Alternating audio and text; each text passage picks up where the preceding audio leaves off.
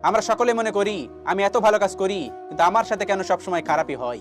আর দেখো, যারা খারাপ কাজ করছে তাদের সাথে তো খারাপ কিছু হচ্ছে না। আজকের এই গল্পটি শেষ পর্যন্ত শুনলে আপনি আপনার প্রশ্নের উত্তর পেয়ে যাবেন। তো চলুন গল্পটি শুরু করি। একটি গ্রামে একটা যুবক ছিল। সে অনেক ভালো ছিল। সে না কারোর সাথে ঝগড়া করতো, না কারোর সাথে মারামারি করতো। সে লোকজনের সাহায্য করত। লোকেরা তাকে বাজে কথা বললেও সে হেসে সেখান থেকে চলে আসতো। যেখানে সে কাজ করত সেখানে সে মালিক তাকে টাকা কম দিত, তাও সে বিরোধিতা করতো না। তার এই ভালো মন মানসিকতার জন্য সবাই তাকে নিচে রাখার চেষ্টা করত। তাকে সবাই ভয় দেখাতে চাইতো। লোকটাকে সহজ সরল যুবক বলতো। তাকে সবাই পাগল বলতো। এই জীবনে সে কিছু করতে পারবে না। এতটা সরল হওয়া এখনকার সময় ঠিক না। অনেক গরিব ছিল। যখন সে এই অবস্থার মধ্যে দিয়ে বেরিয়ে আসতে চাইতো, কিছু লোক এসে তার জমা পুঁজি তার কাছ থেকে ছিনিয়ে নিয়ে যেত। তার আত্মীয় স্বজন আসতো, নিজেদের দুঃখ কষ্ট শুনিয়ে তার কাছ থেকে জমানো অর্থ নিয়ে চলে যেত। আর সে ভাবতো সে একটা ভালো মানুষ। আর ভালো মানুষ কারোর উপর অত্যাচার করে না, কারোর বিরোধিতা করে না, নিজের মধ্যে খুশি থাকে আর অন্যদেরকে সাহায্য করে, এই বলে নিজেকে বুঝিয়ে নিত। সে দেখতো তার বয়সের ছেলেরা চুরি ডাকাতি করে, খারাপ কাজ করে, অন্যায় কাজ করে বড়লোক হয়ে গেছে। তাদের কাছে খুশি ছিল, টাকা ছিল, এই সমাজ তাদেরকে সম্মান করে। তারা দানও করতো, আর না তারা অন্যদের সাহায্য করত।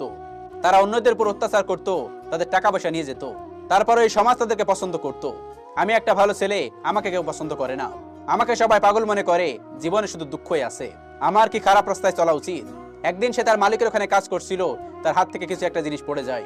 তার মালিক ওই জিনিসটার জন্য তাকে অনেক মারে আর বলে, এর জন্য তোকে 1 বছর এখানে বিনামূল্য কাজ করতে হবে। সে রাতে কাঁদতে কাঁদতে বাড়ির দিকে যাচ্ছিল। রাস্তায় তার সঙ্গে একটা ভিক্ষুকের দেখা হয়। ভিক্ষুকটি যখন তার কান্নার আওয়াজ শোনে, ভিক্ষুকটি তখন তার কাছে আসে। ভিক্ষুকটি তাকে বলে, তোমার শরীরে অনেক আঘাতের দাগ, এসো আমি তোমাকে একটু ওষুধ লাগিয়ে দিই, তুমি আরাম পাবে। ভিক্ষুক কিছু গাছগাছালি লেপ লাগিয়ে দেয়, যার জন্য যুবকটা একটু আরাম পায়। যুবকটি ভিক্ষুককে বলল, আপনি অনেক জ্ঞানী, আমার একটা প্রশ্নের উত্তর দিবেন। ভিক্ষুকটি বলল, হ্যাঁ জিজ্ঞেস করো। যুবকটি বলল, ভালো কাজের সাথে কেন খারাপ হয়? এই পৃথিবীতে যখন খারাপ লোক সুখী জীবন কাটায়, তাহলে কি সবাইকে খারাপ হয়ে যাওয়া উচিত নয়? ভিক্ষুকটি বলল, এরকম নয়, যার কর্ম খারাপ সে কর্মের ফল অবশ্যই পাবে, আর সেটা খারাপই হবে। আর যার কর্ম ভালো সেও তার কর্মের ফল পাবে, আর সেটা অবশ্যই ভালো হবে। যুবকটি বলল, বাস্তবে এরকম হয়? আমি কি আপনার উপর ভরসা করতে পারি? কেননা আমি এই পৃথিবীতে উল্টোটাই দেখতে পাই। ভিক্ষুকটি বলল, এরকমও হয়, আর তুমি ভবিষ্যতে জানতেও পেরে যাবে। একথা বলে ওই ভিক্ষুক ওখান থেকে চলে যায়। ওই যুবক একটু ভরসা পাই, আমার অনেক ধন দৌলত না থাকলেও, সমাজে মান সম্মান না থাকলেও, আমি মানুষটি তো ভালো, আমার ভালো মানসিকতার ফল আমি কোনো না কোনো সময় পাবই। কিছুদিন পর ওই যুবক জঙ্গলের রাস্তা দিয়ে মালিকের বাড়িতে যাচ্ছিল।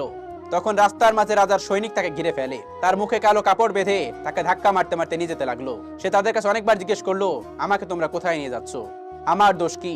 কিন্তু সৈনিকরা কিছু বললো না, তাকে মারতে মারতে নিয়ে যেতে লাগলো।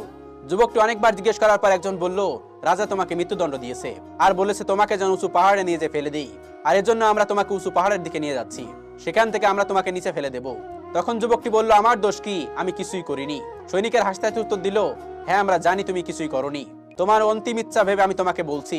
তো মন দিয়ে শোনো, রাজা আজ সকালে একটা চোরকে মৃত্যুদণ্ড দিয়েছিল। আমরা তাকে পাহাড় থেকে ফেলে দিতে যাচ্ছিলাম, কিন্তু সত্যি আমাদেরকে বলে, আমরা যদি তাকে ছেড়ে দেই তাহলে সে আমাদের এক একজনকে 1000 করে স্বর্ণ মুদ্রা দেবে। তো আমরা তাকে ছেড়ে দেই, কিন্তু আমাদের তো কর্তব্য পূরণ করতে হবে, কাউকে তো পাহাড় থেকে ফেলতে হবে, যাতে করে রাজার কাছে খবর পৌঁছায় যে তাকে মৃত্যুদণ্ড দেওয়া হয়েছে। এর জন্য তোমাকে ধরে এনেছি।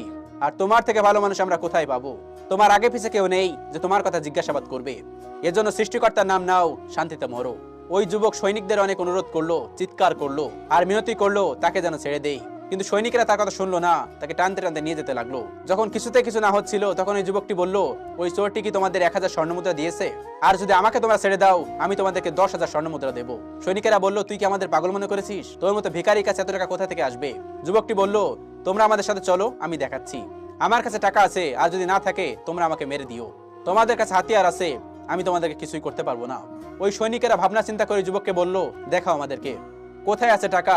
ওই যুবক সৈনিকদের একটা গুহার মধ্যে নিয়ে গেল। ওই গুহাটি একটা ভুল ভুলাইয়া ছিল। ওই গুহার ভিতর প্রবেশ করলে সেখান থেকে বাইরে আসা মুশকিল ছিল। ওই যুবক সেই সৈনিকদের ধোঁকা দিয়ে সেখান থেকে বাইরে বেরিয়ে আসে। ওই সৈনিকেরা সেখানেই আটকা পড়ে থাকে। ওই যুবক দৌড়াতে দৌড়াতে রাস্তা দিয়ে যাচ্ছিল।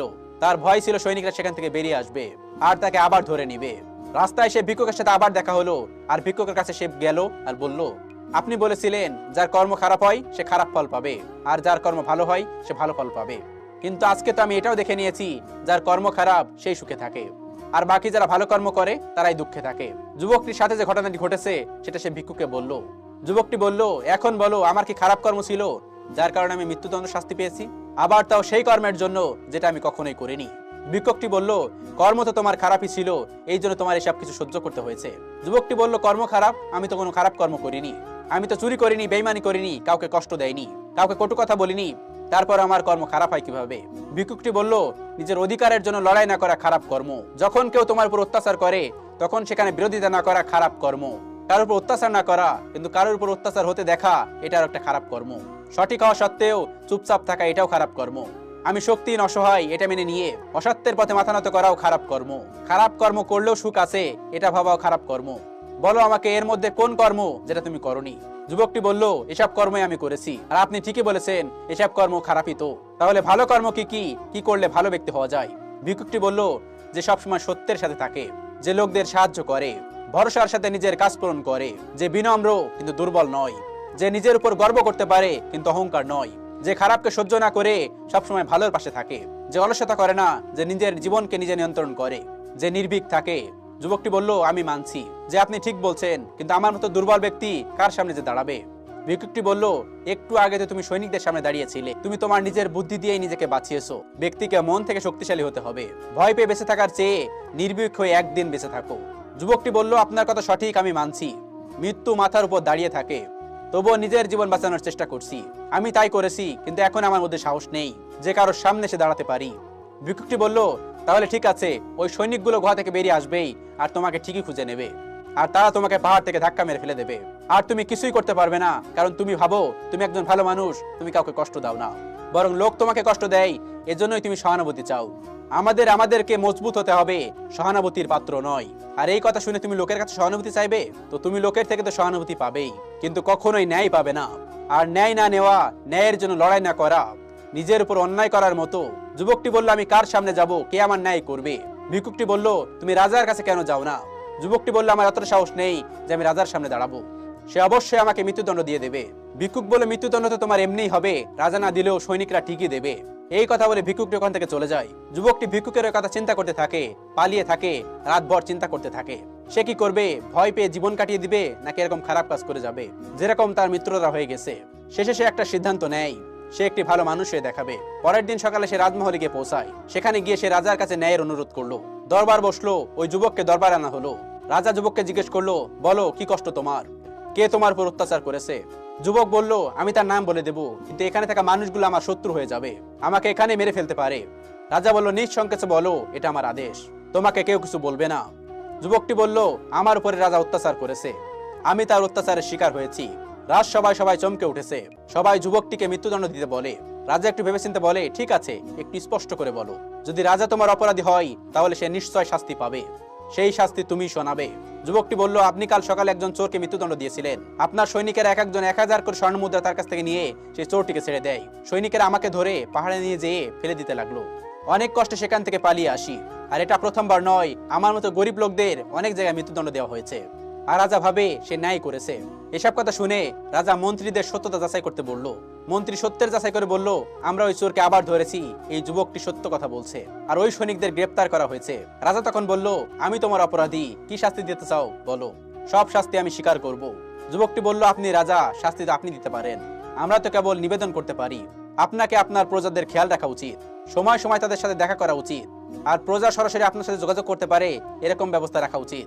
রাজা বলল, আমি তোমার মতো নির্ভীক ব্যক্তি কখনো দেখিনি, তোমার মতো ব্যক্তি আমার সমাজের জন্য জরুরি, আর আমার মতো রাজারও সত্যের আইনে দেখানোর জন্য তোমার মতো ব্যক্তির প্রয়োজন আছে।